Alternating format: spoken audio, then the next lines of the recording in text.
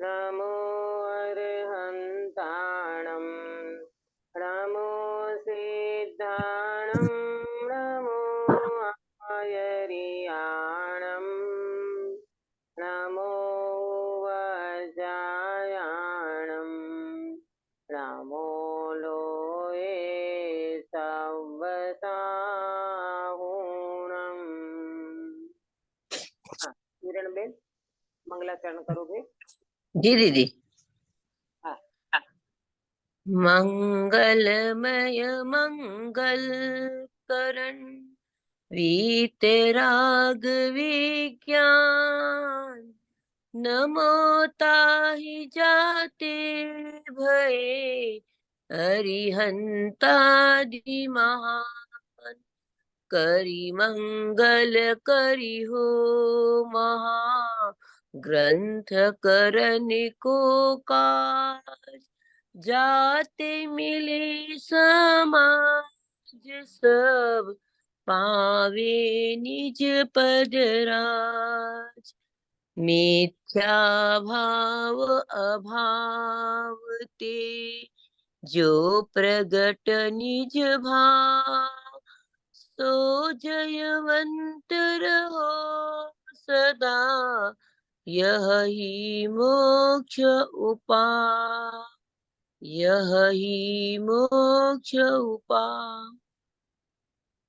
बहुत सुंदर मंगलाचरण आपने किया। सुबह मंगल प्रभात की मंगल वेला में हमारी चर्चा मोक्ष मार्ग प्रकाशक जी शास्त्र के ऊपर चल रही है। आचार्य कल्प पंडित प्रवर टोडरमल जी साहेब इनके रचना का उद्घाटन किया है। इनको आचार्य की उपाधि दी गई है, आचार्य कल्प, आचार्य नहीं परंतु आचार्य जैसे।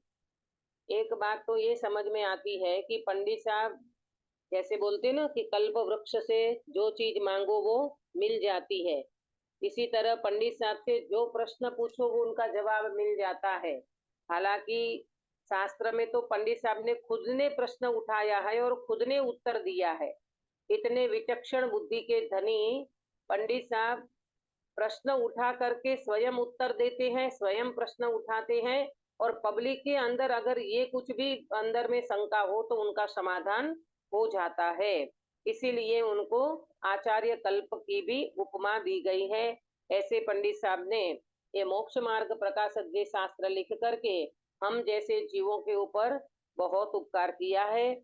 हम दूसरे अधिकार की चर्चा के अंतर्गत कल जो हमने चर्चा की थी, उस चर्चा में मति ज्ञान और श्रुत ज्ञान की जो उपयोग रूप प्रवृत्ति होती है, उस उपयोग रूप प्रवृत्ति में क्षयोपम जो होता है, और एक त्रिकाल शक्ति होती है और एक परिणमन शक्ति होती है।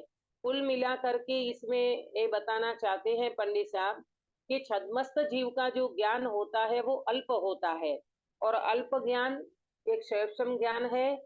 तो ये क्षयोपम ज्ञान में जितना क्षयोपम होता है उतना उसका यूज कहें, उसका परिणमन कहें, तो एक समय में छद्मस्त जीव का उपयोग एक ही विषय में लगता है ना। जैसे कोई व्यक्ति सूंघने का कार्य करेगा, उस समय चखने का नहीं कर सकता। कोई चखने का कार्य करता है, उस समय वो स्पर्श का कार्य नहीं कर सकता। जब ज्ञान का उपयोग चलता है तब दर्शन का उपयोग नहीं चलता, और जब दर्शन का उपयोग चलता है तब ज्ञान का उपयोग नहीं चलता। यानी एक समय में एक ही उपयोग चलेगा और एक उपयोग में भी एक ही विषय का परिणमन होगा, यानी एक में ही वो प्रवर्तन करेगा, है ना। इसके इसमें फिर प्रश्न का उत्तर भी दिया था दृष्टांत देकर के कि जैसे किसी व्यक्ति को 5 गांव में जाने की शक्ति है, सॉरी बहुत गांवों में जाने की शक्ति है, परंतु वो जाएगा कितने गांव में? 5 गांव में जाएगा। तो किसने रोका? तो बोले उस व्यक्ति ने, किसी ने रोका एग्जाम्पल में, और यहाँ पर किसी ने रोका और वो व्यक्ति 5 गांव में जाएगा। बोले आपको 5 गांव में जाना है, लेकिन 5 गांव में जाना तो है, पर वो व्यक्ति जाएगा कितने गांव में? तो बोले एक ही गांव में जाएगा, है ना। ये परिणमन शक्ति है, 5 गांव में जाने की शक्ति पर जाएगा एक में ही, है ना। इसी तरह दृष्टांत से सिद्धांत क्या घटित किया कि ये जीव की जानने देखने की शक्ति कितनी है, तो बोले त्रिकाण शक्ति है, पूरे लोकालोक को जान सके इतनी शक्ति है। परंतु वर्तमान में कितना है उनके पास, वर्तमान में क्षयक्षम शक्ति कितनी है, तो बोले क्षयक्षम शक्ति अल्प है सर्वज्ञ के हमने त्रिकाल की अपेक्षा से, बराबर। और फिर वो क्षयक्षम जितना है क्या उतना पूरा जानता है, नहीं जानता। परिणमन शक्ति तो मात्र वर्तमान में एक ही विषय को जानता है और एक उपयोग का ही एक प्रवर्तन, एक उपयोग में ही उनका एक विषय में प्रवर्तन होता है। ऐसा ही छद्मस्त जीव का ज्ञान होता है। इसीलिए ये मति श्रुत ज्ञान की प्रवृत्ति इस प्रकार से होती है।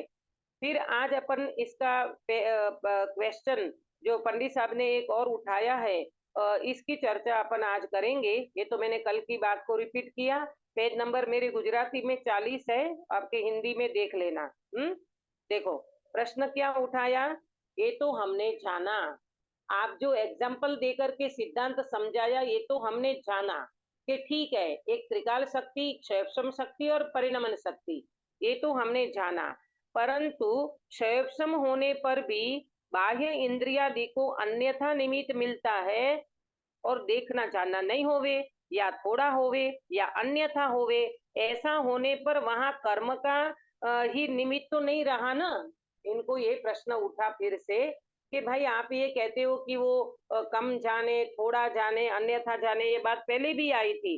तो ये जो इंद्रियादि का निमित्त इंद्रियादि का निमित्त के समय जो बाह्य इंद्रियादि का अन्यथा निमित्त मिलता है ना, जैसे चश्मे से पहले आया था ना कि कोई व्यक्ति आंख से देखता है पर आंख कमजोर हो तो चश्मा लगाना पड़ता है, कान कमजोर हो तो मशीन लगाना पड़ता है ना।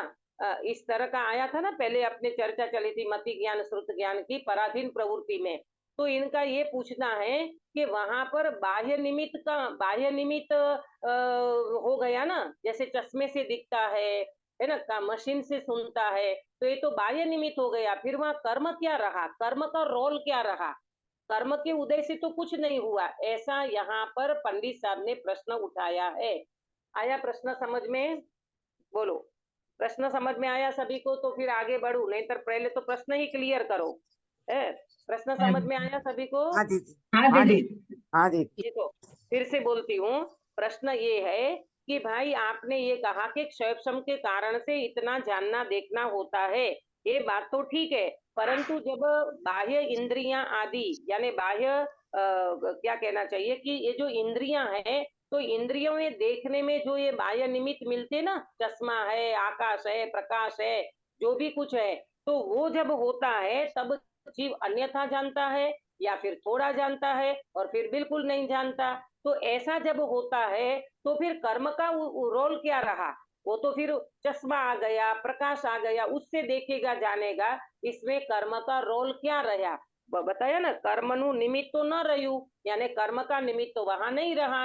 अब पंडित साहब इसका उत्तर देंगे, सो सुनो। जैसे रोकने वालों ने ये कहा कि 5 गांवों में से एक दिन में एक ही गांव में जाओ, और वो भी आपके चाकरों को साथ लेकर के जाओ। चाकर माने किंकर, आपके हिंदी में किंकर होगा, किंकर को साथ में लेकर के जाना है। अब ये जो किंकर अन्यथा परिणमे तो जाना नहीं होगा, थोड़ा होगा या अन्यथा होगा।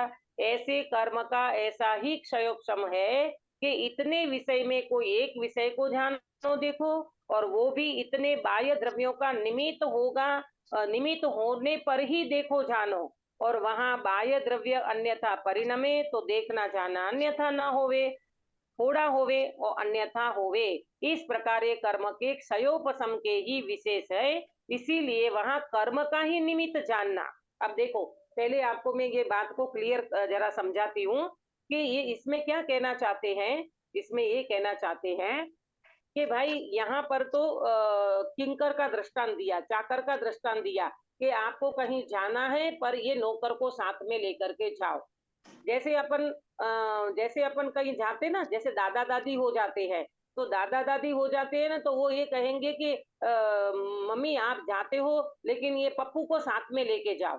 अब वो पप्पू छोटा सा 2 साल का साथ में लेकर के जाओगे तो वो डिस्टर्ब करेगा कि नहीं करेगा? हाँ दीदी। करेगा। आप जिस तरह से मतलब रहना चाहते हो वैसा नहीं रहने देगा ना, वो डिस्टर्ब करेगा। ऐसे यहाँ किंकर की जगह पे पप्पू ले लो 2 साल का, और किंकर ले लो, ये तो एग्जाम्पल है। देखो एक बात और समझो एग्जाम्पल में, कि आप कहीं यात्रा करने जाते हो, ठीक है, और यात्रा करने आप गए, तो आपने एक गाड़ी बुक करी, तो गाड़ी के साथ ड्राइवर भी आएगा, तो आपने ड्राइवर को बोल दिया कि हमें श्रवण बेलगोला जाना है, आप इतने टाइम पे 5 बजे निकलना है, आप बिल्कुल राइट टाइम पे आ जाना। वो ड्राइवर 5 बजे आ तो गया, लेकिन भाई ड्राइवर को भी अपना पेट्रोल भरना होता है ना, पेट मतलब चाय का। तो वो ये कहता है कि गाड़ी तैयार हो गई, बैठ भी गया, और जरा आगे गया, वो ढाबा देखा और कहता है कि जरा रुको। तो बोले क्यों? तो मुझे चाय पीना है। अब बोलो, वो चाय पीने गया, आप तो 5 बजे चाय नहीं पियोगे, तो आपको रुकना पड़ेगा कि नहीं अंकित भैया? रुकना पड़ेगा, है ना? वो चाय पीने गया, तब तक आपको रुकना पड़ेगा। तो कहने का मतलब ये है कि ये सारे जो बाह्य निमित्त होते हैं, वो निमित्त कभी अन्यथा परिणमे, कभी थोड़ा परिणमे, कभी थोड़ा जानना होवे, कभी अन्यथा जानना होवे। इसी तरह यहाँ पर समझना कि ये क्षयोपम ज्ञान ही ऐसा है। अब ये क्षयोपम ज्ञान में बाह्य निमित्त होते हैं, जैसे कहा ना कि चश्मा लगाएंगे तो दिखेगा, है ना, कान में मशीन लगाओगे तो सुनाई देगा, अन्यथा नहीं सुनाई देगा। अब ये ड्राइवर गाड़ी चलाते चलाते कोई और ही रास्ते पे चला गया, तो वो आपको मंजिल की प्राप्ति नहीं होगी, आप घूम गए वहां से, तो वो अन्यथा परिणमन हो गया। इसी तरह यहाँ पर, है ना, इसी तरह यहाँ पर कि भाई एक क्षयोपम ही इस प्रकार का है, कभी कुछ जान सकता है, कभी नहीं जान सकता, अधिक कम जानता है, थोड़ा जानता है, अन्यथा जानता है। तो इन सब में बाह्य द्रव्य में ये निमित्त है। जैसे चश्मा निमित्त है, प्रकाश निमित्त है। प्रकाश होगा तो ही दिखेगा, नहीं तो दिखेगा नहीं। रात को कोई व्यक्ति आपको पढ़ने को कहे और बिल्कुल घना अंधेरा हो, तो बोलो आप पढ़ पाओगे? नहीं पढ़ पाओगे। नहीं। तो इस प्रकार की एक क्षयोपम ज्ञान की कमजोरी होती है, ये यहाँ पर कहना चाहते हैं। परंतु एक बात को समझना, भले चश्मा से देखो, भले आप कान के मशीन लगा करके सुनो, तो ये बाह्य द्रव्य, ये जो बाह्य इनका साधन है ना, वो ही उनका क्षयोपशम का ही विशेष है, और वहां पर कर्म का ही निमित्त जानना। पंकज भाई, आपको चश्मा लगा करके देखना पड़ता है, मुझे चश्मा लगा करके देखना पड़ता है, तो इसमें कोई कर्म का रोल है कि नहीं? नहीं, कर्म का रोल नहीं है। नहीं है? नहीं। अच्छा, कर्म का रोल तो है ना दीदी। हाँ, कर्म का अरे रोल है, चश्मा इसके लिए चश्मा लेना देखो, पड़ता हाँ, कर्म के रोल के बिना तो चश्मा नहीं आता। ये जो हाँ जी। चश्मा आया है ना, ये हाँ कर्म हाँ। से, कर्म का उदय से आता है। देखो ओके। किसी व्यक्ति को कान कान में सुनाई नहीं देता, हाँ, कान में सुनाई नहीं देता, कम सुनाई देता है, और वो हाँ। व्यक्ति मशीन से सुनता है, तो उसका हम्म। कर्म का उदय है कि नहीं? है ना भाई, कर्म का हाँ उदय। हाँ आया हाँ। समझ में? कर्म के उदय हाँ, बिना तो कुछ भी नहीं होता। कर्म बरोबर। का उदय निमित्त होता ही होता है, तब ही आपको देखो। एक जहाँ ये मैं ट्रीटमेंट कराने आई हूँ ना, यहाँ पर घाटकोपर में, तो ये जो हमारे तेजस सर हैं, तो वो तेजस सर का बच्चा, उनका लड़का है, होगा शायद 20-22 साल का, कितना मुझे नहीं पता है, मतलब उनका बेटा। अब उनको आंख में 80% नहीं दिखाई देता, मात्र 20% ही उनका बच्चा देखता है। तो बोलो अच्छा। वो कर्म का उदय है कि नहीं? हाँ हाँ, कर्म के बरोबर। उदय बिना थोड़ी ना बरोबर। व्यक्ति को ये सब, ये जो 5 इंद्रियां मिली है, वो कर्म के उदय से मिली है, निमित्त रूप से समझना। आया समझ हम्म। में? तो अब वो बच्चे को 80% नहीं दिखता है, मात्र 20% दिखता है, तो ये हम्म। कर्म का उदय नहीं है? बोलो, हाँ इतना कैपेबल व्यक्ति, हर प्रकार से खर्च करने को तैयार, वो व्यक्ति को चक्षु कोई नहीं दे सकता, आंख नहीं दे सकता कोई? बोले हाँ। नहीं हो सकता भाई, नहीं है ऐसी योग्यता उस शरीर में, उस बॉडी में, कि कोई हम्म। व्यक्ति उनको हेल्प कर सके या किसी से कुछ मिल सके, नहीं है। हम्म। जैसे अपने यहाँ तो मतलब दिगंबर में अपने यहाँ नहीं है, श्वेतांबर में तो चक्षुदान का भी बहुत होता है, ब्लड हाँ। देते हैं, चक्षुदान देते हैं, अपना पूरा शरीर हम्म। का पार्ट दे देते हैं, कई बार हाँ ऐसे करते ना, दान करते हैं। हाँ हाँ। लेकिन कहने का मतलब ये है कि जब व्यक्ति का उदय इस प्रकार का होता है, तब वहां कुछ काम नहीं करता, ये कर्म का ही रोल है। बात समझ में आ रही है आप लोगों को मैं क्या कहना चाहती हूँ? हाँ यहाँ जी। पर पंडित जी साहब ने जी। ये प्रश्न के जवाब में पंडित साहब ये कह रहे हैं कि भले ये बाह्य में आंख में चश्मा निमित्त हो कि कान में मशीन निमित्त हो, ये कुछ भी हो सकता है क्षयोपशम के लिए, परंतु एक क्षयोपशम में कर्म का निमित्त तो अवश्य है ही है। आया समझ में? ये शब्द देखो, ये कर्म के क्षयोपशम का ही विशेष है। हाँ, ये कर्म के क्षयोपशम का ही विशेष है। कौन है क्षयोपशम का विशेष? ये जो दिखाई देता है, चश्मे से क्लियर दिखाई देता है, तो ये क्षयोपशम में कौन निमित्त है? ये चश्मा, चश्मा चश्मा इस प्रकार ये चश्मा, अभी लाइट है तो एकदम अच्छा दिखाई दे रहा है, तो ये सब उसमें निमित्त है। परंतु ये कह रहे हैं ये क्षयोपशम का विशेष है, माने इससे क्लियर दिखाई देता है, परंतु वहां कर्मों का ही निमित्त जानना, बिना कर्म से ये कुछ भी नहीं होता। आपका इतना क्षयोपशम है ना, तब आपको इतना दिखाई देता है। दर्शनावरणीय, ज्ञानावरणीय, इन सबका क्षयोपशम होता है। बोलो अक्षा बेटा, अभी आपको जो समझ में आ रहा है वो मेरे समझाने से आ रहा है कि आपके क्षयोपशम से आ रहा है? मेरे क्षयोपशम से आ रहा है। हाँ, आपका क्षयोपशम नहीं होता तो आप कैसे समझ पाते ये बातों को, है ना? तो इस तरह से यहाँ पर पंडित साहब ने ये बात को क्लियर किया है। देखो आगे पढ़ती हूँ, इसमें और क्लियर हो जाएगा। जैसे किसी को अंधकार के परमाणु आड़ा आता है तो देखना नहीं होता, पर गुवर और बिल्ली और प्राणी जो होते हैं उसको तो वहां दिखता है। इस प्रकार ही क्षयोपशम की ही विशेषता है, अर्थात जैसा जिसका क्षयोपशम होता है वैसा जानना देखना होता है। इस प्रकार ये जीव के क्षयोपशम ज्ञान की प्रवृत्ति होती है। अब क्या कहा कि जैसे किसी को अंधकार में किसी व्यक्ति को परमाणु आड़ा आ जाए या अंधकार आ जाए तो नहीं दिखता। जैसे बोलते ना, तरना ओथे डूंगर, है ना, बहुत बड़ा डूंगर छिपा है पीछे, बहुत बड़ा पर्वत है, परंतु कुछ तिनका आड़ा आ गया तो वो पर्वत नहीं दिखता। इस प्रकार से बन सकता है ना। और यहाँ पर क्या कहा कि हमको तो नहीं दिखता रात को, लेकिन वो बिल्ली है, वो उल्लू है, उनको तो रात को ही दिखता है। कैसे क्रूर प्राणी होते हैं ना, वो जंगल में रात को क्यों निकलते हैं?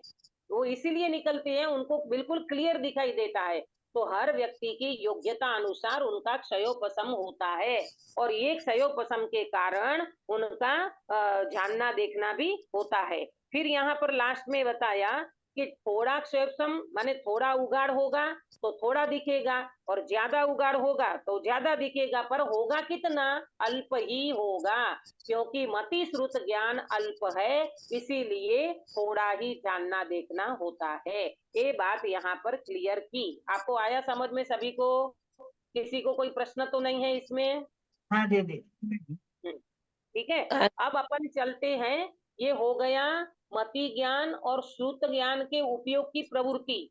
तो कुल मिला करके आपको 3 बात समझ में आई होगी इसमें। एक होती है त्रिकाल शक्ति, एक होती है क्षयोपशम शक्ति, और एक होती है परिणमन शक्ति, है ना। जो त्रिकाल शक्ति है वो तो जीव मात्र को है, परंतु अभी हमको नहीं है। वो भविष्य में केवल ज्ञान होगा तब उनका सामर्थ्य प्रकट होगा। वर्तमान में हमारी क्षयोपशम शक्ति है, पर हम ये क्षयोपशम शक्ति के अनुसार एट ए टाइम हम पूरा नहीं जान सकते, तो ये हमारी क्षयोपशम ज्ञान की भी कमी है। तो परिणमन कितना है हमारा? वर्तमान में एक ही उपयोग, और एक उपयोग में भी एक ही विषय को ही हम जान देख सकते हैं। देखो कई बार ऐसा लगता है गिरीश भाई, आप टीवी देख रहे हो, समझना अपने को भ्रांति कैसी हो जाती है। आप टीवी देख रहे हो, उस समय आप डाइनिंग टेबल पे बैठे हो, सामने टीवी है आपके हॉल में, और वहां टीवी भी देख रहे हो, भोजन भी कर रहे हो, रसना मतलब उनका टेस्ट भी ले रहे हो, ऊपर आपका एसी पंखा भी चालू है, और क्या रह गया, और वो टीवी में आप कुछ सुन भी रहे हो। तो बोलो आपको कभी ऐसा महसूस होता है ना कि हम तो सब कुछ देखो देख भी रहा हूँ, खा भी भोजन भी कर रहा हूँ, एसी की हवा भी ले रहा हूँ, और क्या सुनाई भी दे रहा है। तो ये पांचों इंद्रियां एक साथ जानना देखना सुनना चखना ये सब नहीं होता? या ऐसे ही हमें तो ऐसे ही लगता है कि सब कुछ एक साथ हो रहा है, लेकिन फिर हाँ, भी हाँ फिर भी समय का अंतर है समय का ना। अंतर है। हाँ समय का अंतर जरूर है, क्योंकि छद्मस्त का ज्ञान काम ही नहीं करता। देखो कई महिलाएं ऐसा करती है, बहने प्रवचन लगा दिया, विद्वानों का प्रवचन लगा दिया और भोजन बना रहे हैं, तो बोले दीदी हम तो 2 काम कर लेते हैं, भोजन भी बना लेते हैं और प्रवचन भी सुन लेते हैं। बोलो काश्मीरा बेन, ये दो काम एक साथ हो सकता है क्या? दीदी नहीं होता है, हमारी भ्रांति, हम करते भी है लेकिन ऐसा मानना हाँ नहीं चाहिए, वो भ्रांति है। हाँ, क्योंकि वो छद्मस्त जीव का एक समय में एक ही उपयोग काम करता है भाई। और मालूम कई बार ऐसा होता है, हम काम करते करते काम में उपयोग लग गया ना, और वो प्रवचन तो चालू है आपका मोबाइल में, और प्रवचन सुन लिया, पूरा प्रवचन सुन लिया, फिर आपको लगा कि नहीं एक बार और सुन लेते हैं, और जब दोबारा सुनने बैठे ना उपयोग पूर्वक और उसमें उपयोग लगाया, तो आपको ये लगेगा, आप महसूस करना, आपको ये लगेगा अरे ये बात भी आई थी क्या, अरे ये तो मैंने सुना ही नहीं, ये तो मुझे पता ही नहीं चला। बोलो पंकज भाई, होता है कि नहीं ऐसा? इसका मतलब क्या हुआ? इसका मतलब ये हुआ कि छद्मस्त जीव का ये जो क्षयोक्षम ज्ञान है ना, ये एक समय में एक ही विषय में प्रवर्तन करता है। अपने को Right. भ्रांति से लगता जरूर है, परंतु ऐसा होता नहीं है। नहीं। ये बात को यहाँ पर क्लियर किया, बराबर। अब अपन आगे चलेंगे, बहुत अच्छा चैप्टर आ रहा है, मिथ्यात्व रूप जीव की अवस्था। दीदी, ये हाँ बोलिए प्रेमलता जी। अवधि मनो पर्य वाली लाइन को फिर से समझाइए ना। अच्छा रह गया है? दोनों हाँ आपने हाँ बताया। ठीक है। हाँ, अवधि और मन प्रयोग ज्ञान, इसमें मोक्ष मार्ग में अवधि मन प्रयोग ज्ञान भी होता है, वो भी क्षयोक्षम ज्ञान ही है। जैसे मतिश्रुत ज्ञान है ना, इसी तरह अवधि ज्ञान और मन प्रयोग ज्ञान भी होता है, परंतु अवधि ज्ञान और मन प्रयोग ज्ञान भी पराधीन है, क्योंकि उसमें भी रूपी पदार्थ को जानता है और वो मन के विचार को जानता है। तो वह संगनी पंचेंद्रिय मन वाला व्यक्ति चाहिए, उसके विचार को जानेगा, और वो अवधि ज्ञान रूपी पदार्थ को जानेगा, है ना। लेकिन ये माने जितना जितना अल्प ज्ञान है वो सब कमजोर ज्ञान है, और वो पराधीन होता है, बराबर। और केवल ज्ञान जो है वो सामर्थ्य रूप, मतलब केवल ज्ञान जो है वो पूर्ण ज्ञान है, और वो पूर्ण ज्ञान मोक्ष मार्ग में जब पूर्णता प्रकट होती है तब प्रकट होता है, उसमें किसी भी प्रकार की पराधीनता नहीं होती, बराबर। ठीक है, अब अपन आगे बढ़ेंगे। मिथ्यात्व रूप जीव की अवस्था, पेज नंबर 41 है इसमें गुजराती में, देखो। दीदी अब इससे लिखा है मोहनीय कर्मोदय जन्य अवस्था हिंदी में। हाँ, मिथ्यात्व कहो कि मोहन या कहो, बात एक ही है। देखो मैं ये कहना चाहती हूँ कि हमने पहले आपको जो पढ़ाया थोड़ा 4-6 लेक्चर से पहले, जब अपनी कर्म बंध की वो आई थी ना, 4 प्रकार के बंध होते हैं, उसमें आया था स्थिति बंध, प्रकृति बंध, प्रदेश बंध, वो वाली चर्चा जब आई थी ना, तब उसमें अपने ये चर्चा हुई थी कि 8 कर्मों में से कर्म बंध का कारण तो वास्तव में मोहनीय कर्म से होता है। देखो, अघाती कर्म वास्तव में कर्म बंध के कारण नहीं है। अघाती कर्म से तो जीव को सामग्री मिलती है ना। और ज्ञानावरणीय, दर्शनावरणीय और वीर्यांतराय, इससे तो जीव का क्षेपसम बनता है।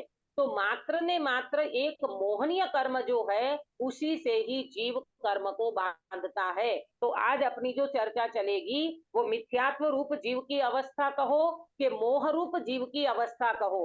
मिथ्यात्व माने दर्शन मोह, मोह माने दर्शन मोह। मिथ्यात्व कहो कि दर्शन मोह कहो, एक ही बात है। इसकी चर्चा पहले अपन शुरू करते हैं। आप इस शास्त्र में देखना, फिर मैंने जो आपको चार्ट भेजा है उस चार्ट के माध्यम से भी अपन चर्चा करेंगे।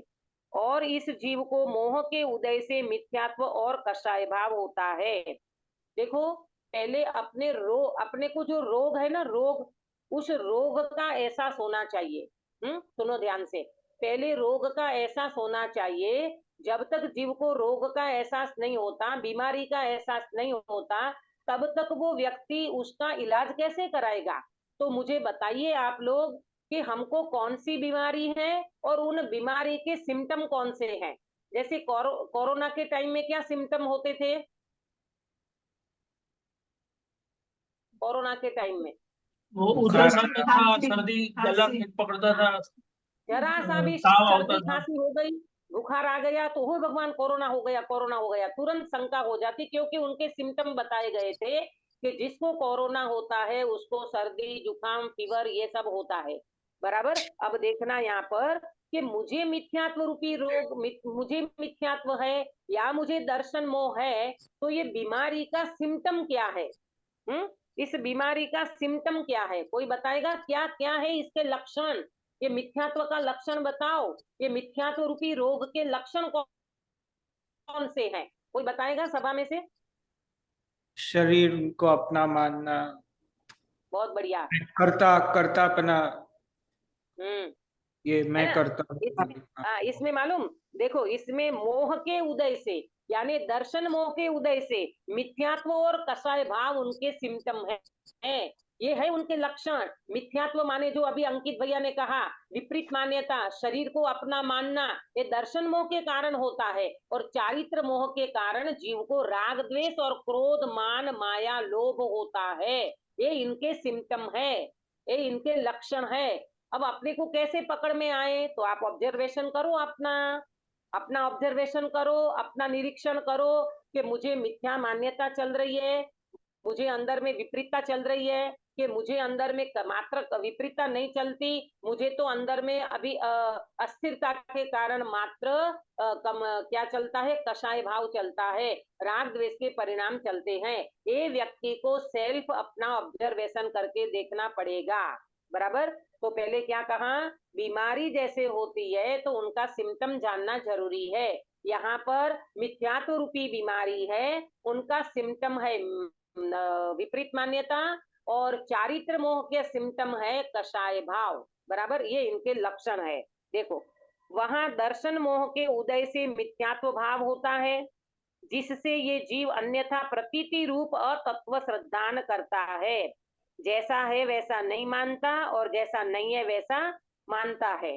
देखो भाई, ये दो बात को समझना, एक दर्शन मोह, एक चारित्र मोह। पहले अपन यहाँ दर्शन मोह की बात करेंगे, चारित्र मोह की बात आगे आएगी। दर्शन मोह के उदय में जीव को दो बात होती है, सुनना।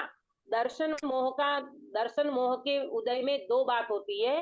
एक तो अतत्व श्रद्धान, यानी तत्वों का सच्चा श्रद्धान नहीं होता, और देवादिक का सच्चा श्रद्धान नहीं होता।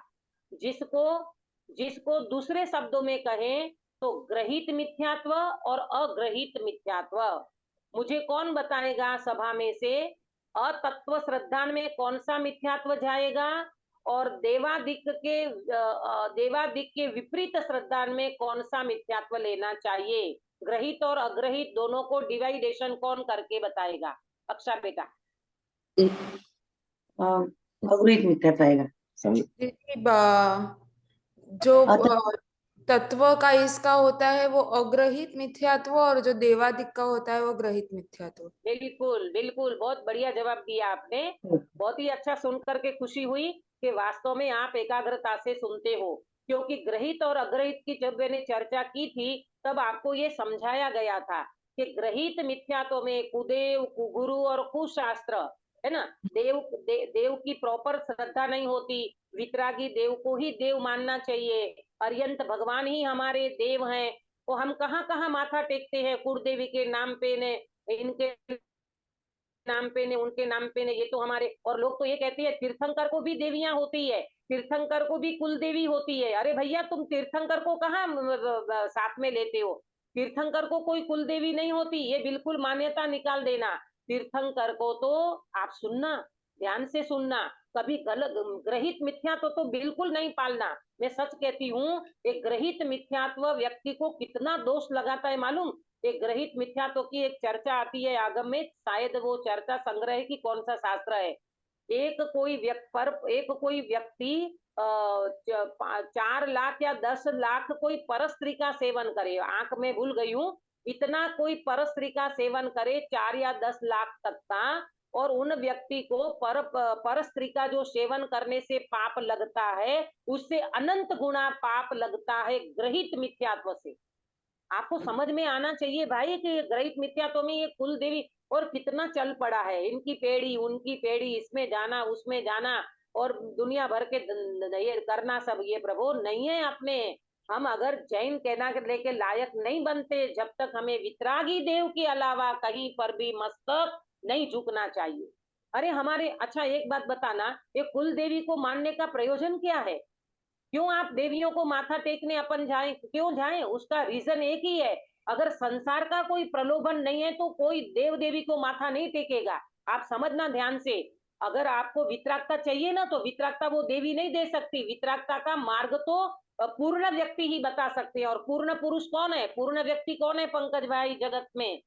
सिद्ध भगवान। वितरागी देव, वितरागी देव। हाँ, देव। अरिहंत वितरागी भगवान। देव, अरिहंत देव, तीर्थंकर भगवान, सर्वज्ञ भगवान, इसके अलावा जगत में कोई नहीं है जो आपको वितरागता का मार्ग पूरा बता सके। इसीलिए अपने अंदर में ग्रहित मिथ्यात्व को बिल्कुल नहीं पालना, जरा सा भी नहीं पालना, नहीं तो इनका ये भारी पड़ जाएगा।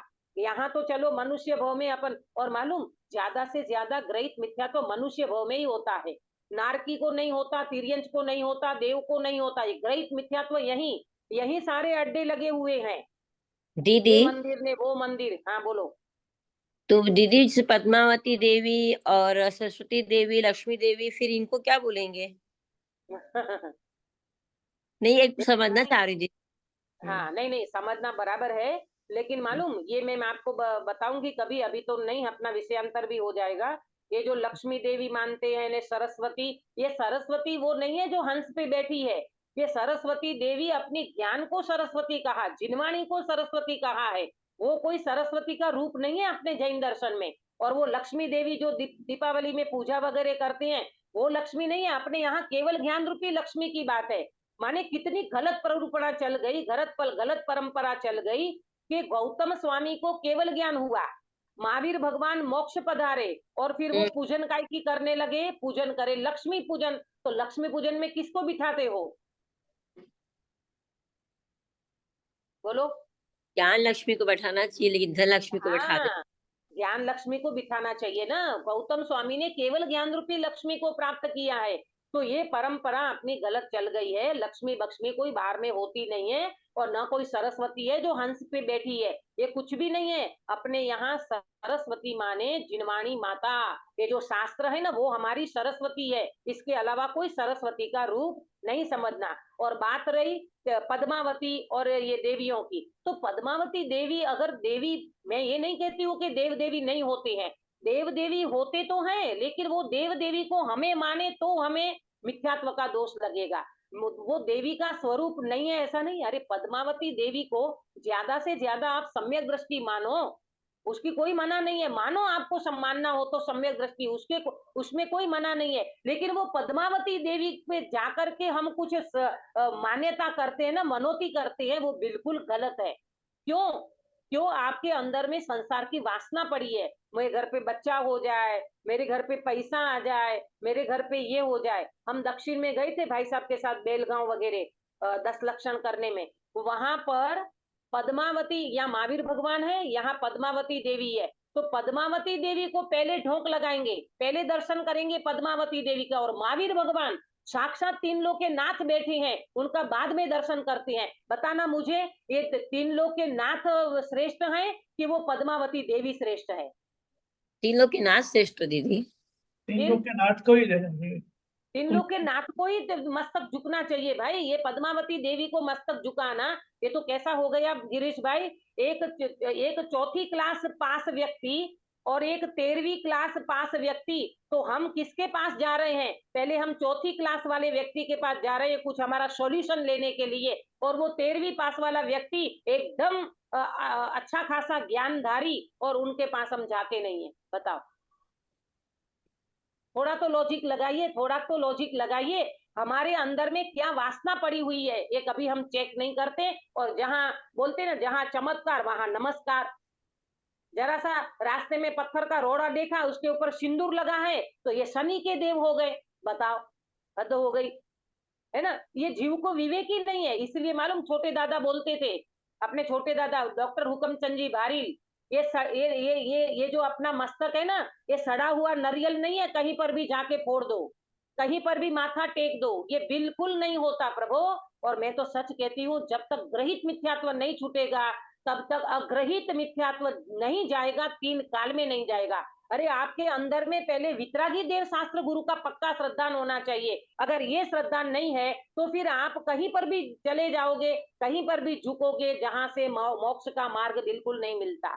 वितरागी देव, अरिहंत देव में ही ताकत है। और बोलते तो हैं हम ऐसे, अरिहंत मारा देव छे, निर्ग्रंथ मारा गुरु छे, केवली प्ररूपी धर्म मारो धर्म छे। वो केवल बोलने की बात, और जाकर के कहीं पर भी माथा टेक दो, ऐसा बिल्कुल नहीं चलता।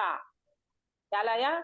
समझना भाई प्रभु, ये बात निकली इसलिए ग्रहित अग्रहित की बात चली ना, इसलिए मैंने थोड़ी सी बात बताई। पहले भी कभी बात तो ये ली है, अंदर से बहुत मतलब टटोलना चाहिए अपने आप को। इतने साल व्यतीत हो गए, गुरुदेव में आ गए, है ना, सच्चे वितरागी देवशास्त्र गुरु भी मिल गए, लेकिन कोने में कुछ शल्य पड़ा है, कुछ एक अंदर में कुछ पड़ा हुआ रहता है, जिससे वो जीव मार्ग को प्रशस्त नहीं कर पाता। ग्रहित नहीं छूटा तो फिर अग्रहित कैसे छूटेगा?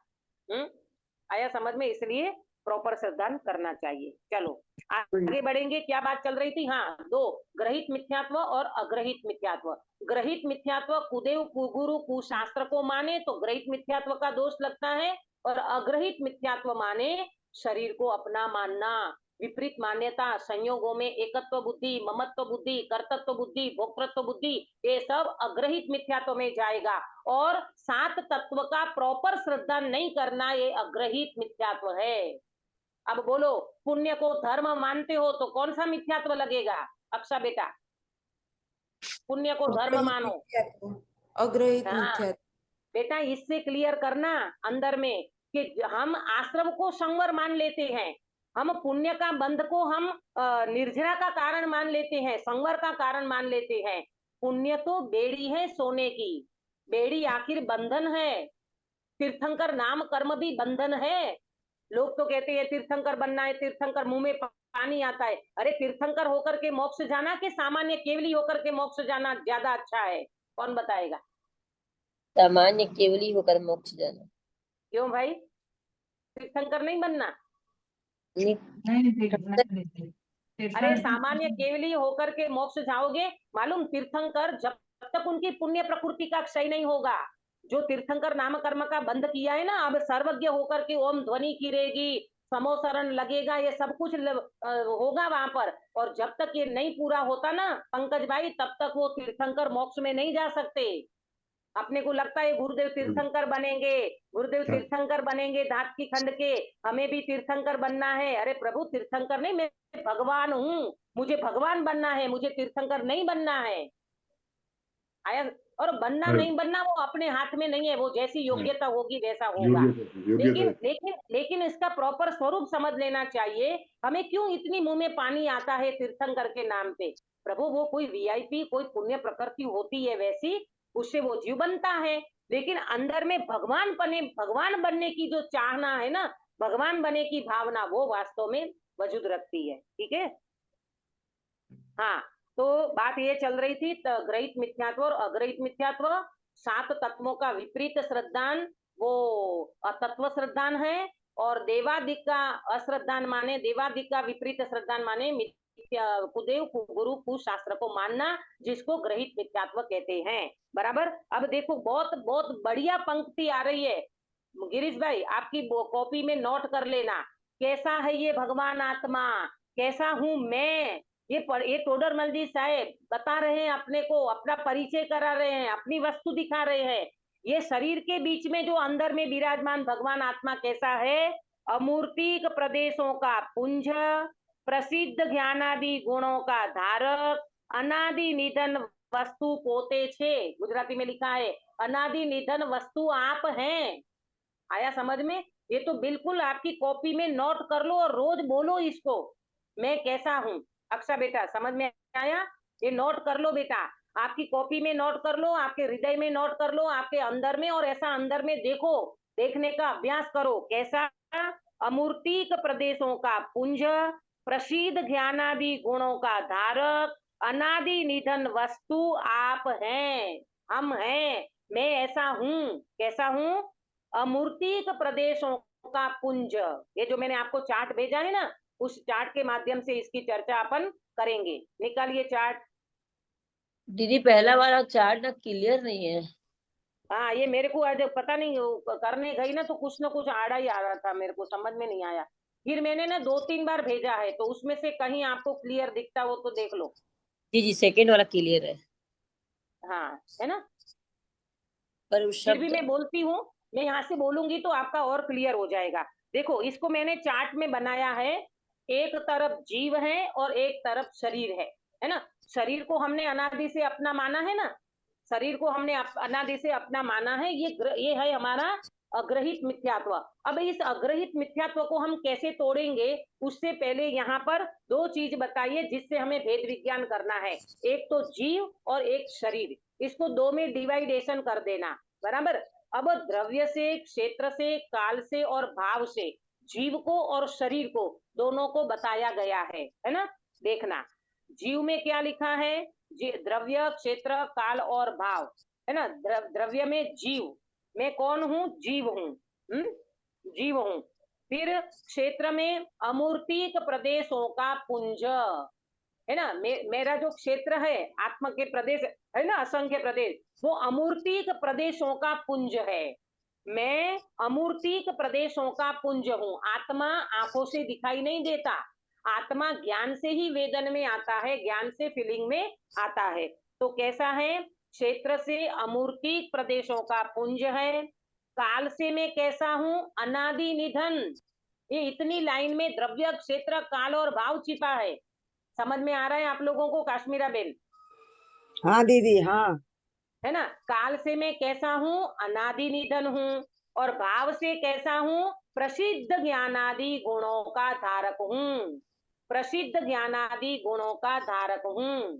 अब इनका प्रयोजन भूत स्वीकृति, हमारा प्रयोजन स्वीकार करने के लिए हमें स्वीकार करना चाहिए। ऐसा मैं आप माने भगवान आत्मा हूँ, ऐसा मैं हूँ। तो द्रव्य से, क्षेत्र से, काल से और भाव से जीव को बताया। अब यहाँ पर शरीर को बताएंगे। तो शरीर कैसा है, देखो शरीर में क्या लिखा है, द्रव्य माने शरीर, द्रव्य यहाँ जीव, द्रव्य में जीव लिया, तो यहाँ द्रव्य में शरीर लेना। ये शरीर है ना अपना, पुद्गल का पिंड, ये शरीर, ये हो गया द्रव्य में। फिर क्षेत्र में कैसा है, अनंत पुद्गलों का पिंड है। ये एक परमाणु का नहीं बना है, अनंत पुद्गल परमाणु का पिंड, ये हमारा शरीर का क्षेत्र है। इस तरह से ये बना हुआ है। फिर काल में यहाँ लिया था अनादि निधन जीव में, और यहाँ क्या लिया, काल में क्या लिया अक्षा बेटा? निधन, नवीन नवीन संयोग। नवीन संयोग। हाँ, नवीन संयोग। ये शरीर हमको जो मिला है ना, ये नवीन संयोग है, क्योंकि पूर्व का संयोग छूट गया। पूर्व में भी तो हम किसी शरीर को धारण किए हुए थे ना, तो वो शरीर छूट गया और अभी हमने नवीन संयोग यानी नवीन शरीर का धारण हुआ। ये हमारा काल में लेना है ना। और भाव में क्या लिया, भाव में काश्मीरा बेन? मूर्तिक पुद्गल द्रव्यों का पिंड। हाँ, वो है प्रसिद्ध ज्ञानादि गुणों का धारी। और इसमें जरा एक लाइन और नोट कर लेना, मैं भूल गई लिखने को। मूर्तिक पुद्गल द्रव्यों का पिंड और ज्ञानादि गुणों से रहित, भाव में लेना, ज्ञानादि गुणों से रहित। यहाँ क्या था, जीव में प्रसिद्ध ज्ञानादि गुणों का धारक। और ये कैसा है, भाव में मूर्तिक पुद्गल द्रव्य का पिंड और ज्ञानादि गुणों से रहित। ये ज्ञानादि गुणों से रहित क्यों कहा प्रेमलता जी इसको, शरीर में? ज्ञान तो आत्मा में होता है ना दीदी, शरीर में नहीं होता। हाँ, बहुत बढ़िया। कि ज्ञान तो आत्मा में होता है, शरीर में थोड़ी ना ज्ञान होता है, इसीलिए वो ज्ञानादि गुणों से रहित है। बराबर। ये आप है और ये पर है। कौन आप है और कौन पर है कुलभूषण भाई? आप में क्या लेना और पर में क्या लेना? पर में जड़ पदार्थ और चेतन ज्ञान दर्शन वाला आप। हाँ, बहुत बढ़िया। ज्ञान दर्शन आदि गुणों का धारक, ये मैं जीव हूँ, ये मैं आप माने मैं हूँ, और पर में शरीर और संयोग सब कुछ ले लेना।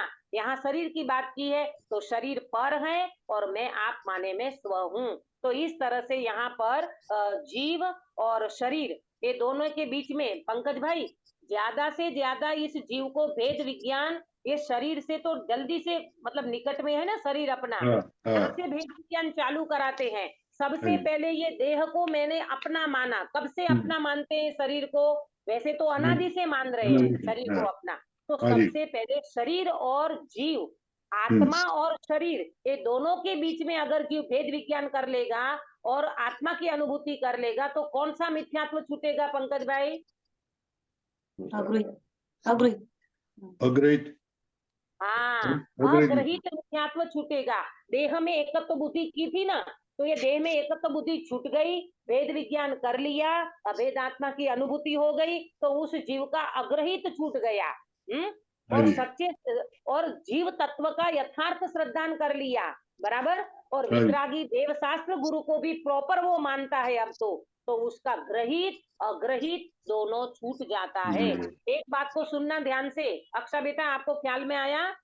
अग्रहित जिसका छूटता है उसका ग्रहित छूटेगा कि नहीं? छूटेगा। कैसे? जब शरीर को ही अपना नहीं मानेंगे तो शरीर के आजू बाजू शरीर से ही देव देवी इनको मानते हैं ना, तो वो छूट ही जाएगा। मोह हो जाएगा। हाँ, ऐसा समझो कि जब तक जीव सच्चे देव शास्त्र गुरु का श्रद्धा नहीं करता तो ये इसको मार्ग भी नहीं मिलता। मालूम अपने को जो ये मार्ग मिला है ना, ये जो तत्व की बात मिली है ना गिरीश भाई, ये वितरागी देव शास्त्र गुरु से ही मिली है। ये बात वहां नहीं थी, आया समझ में? ये बात यहाँ मिली। क्यों मिली? यहाँ सच्चे वितरागी देव शास्त्र गुरु का प्रॉपर स्वरूप मिला, और ये प्रॉपर स्वरूप मिलने से ही हम सच्चा मार्ग मिला, सच्ची बात मिली। और जब तक इस जीव को सच्चे वितरागी देवशास्त्र गुरु नहीं मिलते तब तक ग्रहित मिथ्यात्व नहीं जाता। और फिर अभ्यास करते हुए शरीर और आत्मा के बीच में भेद विज्ञान कर लिया और आत्मा की अनुभूति कर ली, तो कौन सा मिथ्यात्व गया? अग्रहित भी गया, ग्रहित भी गया, दोनों मिथ्यात्व चले जाते हैं। ये देखो, इंद्रभूति गौतम महावीर भगवान के समोसरण में आया और अभी तो उन्हें मानसम का दर्शन किया, वहां ग्रहित मिथ्यात्व गया। और जैसे अंदर आकर के प्रभु का दर्शन किया, भगवान के समोसरण में गया, वहां ग्रहित अग्रहित सब कुछ गया। इतना ही नहीं, सम्यक दर्शन, मुनि दीक्षा, गणधर पद वहां उनको प्राप्त हुआ। मात्र 48 मिनट के अंदर ऐसी योग्यता डेवलप एक ग्रहित मिथ्या दृष्टि जीव ने कर ली। हम क्यों ना कर सकें? ऐसा अंदर में संकल्प लो प्रभु, हम क्यों ना कर सके? ग्रहित तो गया, अग्रहित भी जाएगा ही जाएगा, क्योंकि अब मुझे ये शरीर को परमाणु मात्र मेरा नहीं है, ये मुझे समझ में आ गया है। ऐसा स्वीकार करने वाले व्यक्ति को जरूर अग्रहित जाता ही जाता है। पहले मिथ्यात्व गलता है, बाद में मिथ्यात्व टलता है। ये चर्चा इसमें अभी और आने वाली है, इसकी चर्चा अपन करेंगे। मुझे लगता है समय हो गया होगा, है ना? हाँ दीदी। हाँ, घड़ी तो है नहीं, पर मुझे समय का ख्याल आ गया। तो कहने का मतलब ये है, आज हमने जो दर्शन मोह की चर्चा की है, इस दर्शन मोह में जो ये चार्ट अभी हमने समझा, जीव और शरीर, इनको डिवाइडेशन कर दिया। एक तरफ जीव को रखा, उनका द्रव्य क्षेत्र कालभाव देखा, शरीर का द्रव्य क्षेत्र कालभाव देखा। अब आप ऑब्जर्वेशन करो, अब आप निरीक्षण करो कि वास्तव में कौन मैं हूं और कौन मैं नहीं हूं। ऐसा निर्णय ये व्यक्ति करेगा तो ग्रहित मिथ्यात्व के साथ ये अग्रहित मिथ्यात्व अनादि का है, ये भी छूट जाएगा और ये जीव अपने रत्न त्रय को प्राप्त करेगा। ऐसे रत्न त्रय को प्राप्त करने के लिए अभी भी बहुत मतलब चर्चा है, इसमें कल अपन लेंगे कि ये दर्शन मोह कैसे भ्रमित करता है व्यक्ति को, कैसी गलत फहमियां पालता है ये दर्शन मोह। इसके बाहर का भी इतना लोक व्यवहार में भी गलत फहमी हो जाती है तो कितना नुकसान होता है, और अंदर में गलत फहमी हो जाने पर कैसा नुकसान होता है। विपरीत मान्यता से, मिथ्या मान्यता से, रॉन्ग बिलीफ से, गलत फहमी से ये जीव ने अभी तक कितना नुकसान उठाया है, इसकी चर्चा अपन कल करेंगे। हम सब ऐसी गलत फहमी को दूर करें, मिसअंडरस्टैंडिंग को दूर करें और अपने अंदर में सच्चा श्रद्धान देव शास्त्र गुरु का और अपने जीव तत्व का श्रद्धान करके हम मोक्ष मार्ग को प्रशस्त करें। इस मंगल भावना के साथ बात को विराम देती हूँ। निज निधि निज में बताई, यह अनंत उपकार है, किसके लिए जिन वाणी माँ को वंदना सतवार है, वंदना सतवार है। कुलभूषण भाई काय सर कराओगे? हाँ। नमो अरिहंताय, नमो सिद्धानम, नमो आयरियानम, नमो वज्रायानम, नमो लोहे सवसाहूनम, नमो अरिहंतानम, नमो सिद्धानम, नमो आयरियानम, नमो वज्रायानम, नमो लोहे सवसाहूनम, नमो अरिहंतानम, नमो सिद्धानम, नमो आयरियानम, नमो वज्रायाणं नमो लोहे सवसाहुणं नमो अरिहन्ताणं नमो सिद्धानं नमो आयर्याणं नमो वज्रायाणं नमो लोहे सवसाहुणं नमो अरिहन्ताणं नमो सिद्धानं नमो आयर्याणं नमो वज्रायाणं नमो लोहे सवसाहुणं नमो अरिहन्ताणं नमो सिद्धानं नमो आयर्याणं नमो वज्रायाणं नमो लोहे सवसाहुणं नमो अरिहन्ताणं नमो सिद्धानं नमो आयर्याणं नमो वज्रायाणं नमो लोहे सवसाहुणं नमो अरिहन्ताणं नमो सिद्धानं नमो आयर्याणं नमो वज्रायाणं नमो लोहे सवसाहुणं नमो अरिहन्ताणं नमो सिद्धानं नमो आयर्याणं नमो वज्रायाणं नमो लोहे सवसाहुणं। एक बात को सुन लेना, जैसे अभी आपने कायोत्सर्ग कराया ना, तो ये कायोत्सर्ग अपन कायोत्सर्ग करते हैं, तो उसमें नमोकार मंत्र कैसे बोलना चाहिए? नमो अरिहंताणम, नमो सिद्धाणम, नमो आयर्याणम। आपने जो बोला ना वो मंगलाचरण में बोलते हैं, है ना, ये बात को ध्यान रखना। मंगलाचरण में इस तर्ज में बोलते हैं, नमो अरिहंताणम, नमो। लेकिन अपन मंगलाचरण नहीं कर रहे हैं, अपन कायोत्सर्ग कर रहे हैं। तो कायोत्सर्ग में नमो अरिहंताणम, नमो सिद्धाणम, इस तरह से बोलना चाहिए। जैसे मुनिराज के आहार के टाइम पे कैसे बोलते हैं, नमो अरिहंताणम, नमो सिद्धाणम, है ना, ये कायोत्सर्ग है। कायोत्सर्ग में नमोकार मंत्र जब बोला जाता है ना, तब स्वभाव का लक्ष्य करना होता है। ऐसे पंच परमेश्वरी भगवान जो अपनी काया को भूल करके, माने काया का विसर्जन करके अपनी शुद्धात्मा की दृष्टि की, तो मैं भी अपने शुद्धात्मा की दृष्टि करूं, इस हेतु से अपना ये कायोत्सर्ग होता है। ठीक है, बहुत बढ़िया। हाँ। बोलो अंतर्मुख मुद्राधारी सर्व जिनेन्द्र भगवान की जय जय हो। हो। नित्य बोधिनी द्वादशांगमयी जिनवाणी माता की जय जय हो। हो। 3 कम 9 करोड़ सर्वे वितरागी महामुनि राजों की जय जय हो। हो। परम अहिंसामय वितरागी जैन धर्म की जय हो। सभी को जय जिनेन्द्र। जय जिनेन्द्र। ये क्वेश्चन था, कल पूछ लूंगी।